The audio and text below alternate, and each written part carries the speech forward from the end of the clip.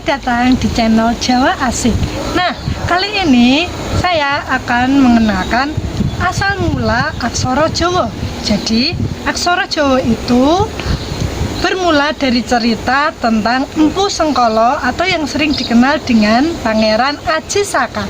Bagaimana sih ceritanya? Nah, jadi ceritanya itu begini.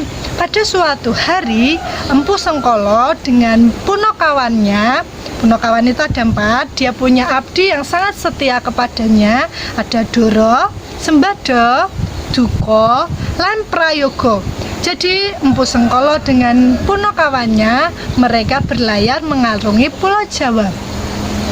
Tiba suatu ketika mereka berhenti di sebuah pulau namanya Pulau Majeti.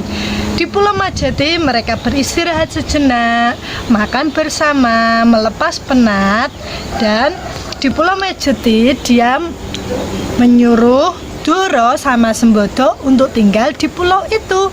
Di Pulau Majeti itu dia memberikan pesan kepada Doro dan Sembodo untuk menjaga keris pusakanya. Jadi Doro sama Sembodo dia tinggal di Pulau Majeti dan membawa keris dari Empu Sengkolo.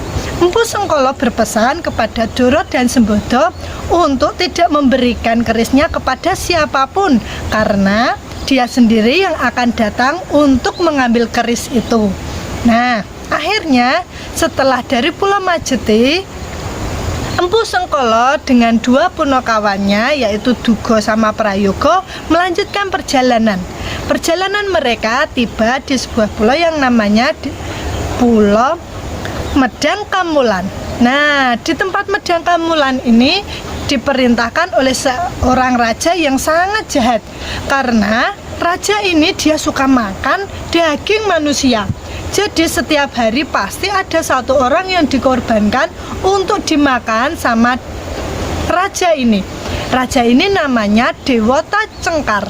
Nah, suatu hari melihat keadaan rakyat yang sangat ketakutan, tidak pernah sejahtera, Empu Sengkolo ini memberanikan diri untuk bertemu dengan Sang Patih. Dia bilang dengan Sang Patih bahwa dia akan menyerahkan dirinya untuk dimakan di raja.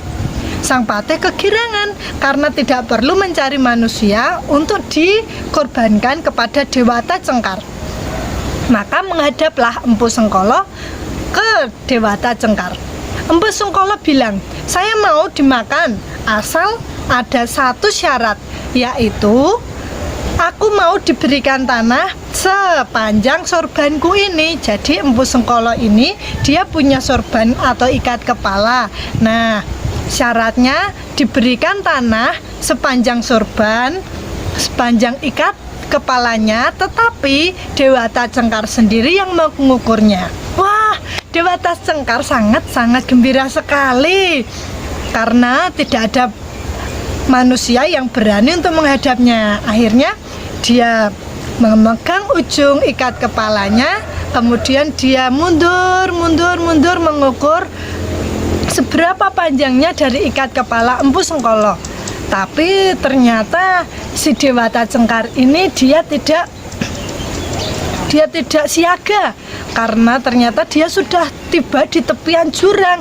Ketika Empu Sengkolo sudah tiba di tepi jurang, dengan cepat, dengan cekat, si Empu Sengkolo mengibaskan ikat kepalanya. Setelah dikebaskan dengan kuat oleh Empu Sengkolo, maka si Dewata Cengkar ini akhirnya jatuh ke dalam jurang. Nah, setelah Dewata Cengkar ini dia jatuh ke dalam jurang, rakyatnya bersorak-sorai gembira sekali karena akhirnya raja mereka sudah tewas dan tidak ada manusia yang dikorbankan lagi untuk dimakan oleh Dewata Cengkar. Nah, setelah Dewata Cengkar tewas, Empu Sengkolo kemudian diangkat menjadi raja menggantikan Dewata Cengkar. Empu Sengkolo ini dia menjadi raja yang bijaksana, perhatian terhadap rakyatnya, kemudian dia juga memperhatikan seluruh rakyatnya, baik yang mulai dari tatanan yang paling atas sampai kecil. Dan setelah diperintahkan oleh Empu Sengkolo, Medang Kamulan menjadi tempat yang gemah ripah loh jinawi, ayem tentrem. Nah, jadi suasananya sudah kembali nyaman, sudah jadi negara yang lebih maju, lebih nyaman, lebih aman. Nah, ketika dalam keadaan yang demikian, Empu Sengkolo ini dia teringat dengan Dora dan Sembada yang ada di Pulau Majeti. Oleh karena itu, Empu Sengkolo atau yang sering dikenal dengan Prabu Ajisaka atau Prabu Joko, karena dia belum mempunyai istri, dia memerintahkan punakawannya yang ikut dia di Medang Kamolan ini. Dia menyuruh Dugo sama Prayogo untuk menjemput dan mengambil keris pusaka yang dibawa oleh Dora sama Sembada di Pulau Majeti. Maka berangkatlah Dugo sama Prayogo ke Pulau Majeti untuk menjemput Dora dan Sembada. Nah, setelah sampai tiba di Pulau Majeti, mereka akhirnya bertemu. Mereka bertegur sapa, mereka saling menanyakan keadaan masing-masing, hingga akhirnya Dugo sama Prayogo bilang bahwa dia disuruh sama Empu Sengkolo untuk mengambil keris pusakanya dan juga menjemput mereka berdua untuk ikut ke Medang Kamolan. Tapi ternyata salah tangkap oleh mereka, karena Dugo sama Sembada ini dia abdi yang sangat setia. Dia masih ingat dengan pesan Empu Sengkolo bahwa Empu Sengkolo akan datang sendiri mengambil keris itu dan juga akan menjemput mereka berdua. Nah, dari sini terjadi perselisihan. Dugo sama Prayogo diminta untuk membawa keris dan menjemput mereka berdua. Tetapi Dora dan Sembada mereka berpegang teguh bahwa dia harus menjaga keris itu dan harus menyerahkan sendiri ke Empu Sengkolo. Maka terjadilah perselisihan antara mereka berdua dan mereka akhirnya perang tanding. Karena mereka sama-sama kuat, mereka sama-sama hebat, akhirnya mereka matilah berempat. Karena sudah sekian lama tidak pulang-pulang, Empu Sengkolo bertanya-tanya kenapa punakawannya ini tidak segera datang. Dan dia tiba-tiba teringat akan perintah yang diberikan kepada Dora dan Sembada bahwa dirinya sendiri yang akan datang mengambil keris itu. Nah, karena teringat perintah ini, Empu Sengkolo cepat-cepat dia menyusul mereka ke Pulau Majeti. Tapi ternyata setelah sampai ke Pulau Majeti, mereka melihat 4 punakawannya ini sudah meninggal, sudah mati.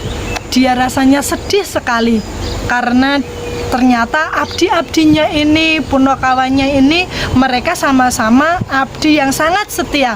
Dora dan Sembada yang memegang teguh bahwa Empu Sengkolo sendiri yang akan datang dan mengambil keris itu, sedangkan Dugo dan Prayogo juga memegang teguh perintahnya bahwa dia diperintahkan untuk mengambil keris itu dan membawa Dora dan Sembada.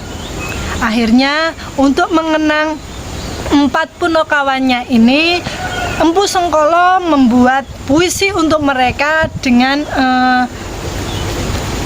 huruf atau abjad yang sangat asing. Nah, puisi itu bunyinya begini: Hono Coroko, yang artinya ada utusan.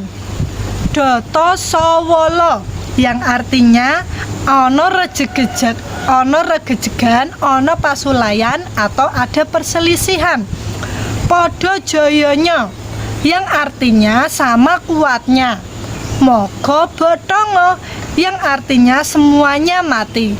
Nah, dari puisi yang dibuat oleh Empu Sengkala untuk punakawannya ini, lahirlah aksara Jawa yang kita kenal pada saat ini.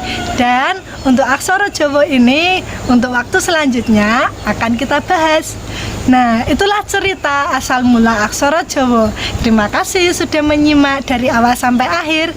Jangan lupa like, subscribe, dan jika kalian ada pertanyaan-pertanyaan boleh komentar ya di kolom komentar.